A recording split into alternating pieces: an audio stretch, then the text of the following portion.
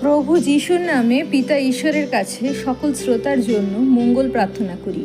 আজকের পবিত্র বাক্য যিশায় ভাববাদী পুস্তক 43 অধ্যায় 10 থেকে 13 পদ। সদাপ্রভু কহেন, তোমরাই আমার সাক্ষী ও আমার মনোনীত দাস, যেন তোমরা জানিতে ও আমাতে বিশ্বাস করিতে পারো এবং বুঝিতে পারো যে আমি তিনি। আমার পূর্বে কোনো ঈশ্বর নির্মিত হয় নাই এবং আমার পরেও হইবে না। আমি সদাপ্রভু, আমি ভিন্ন আর ত্রাণকর্তা নাই। আমি সংবাদ দিয়াছি, পরিত্রাণ করিয়াছি, ঘোষণা করিয়াছি।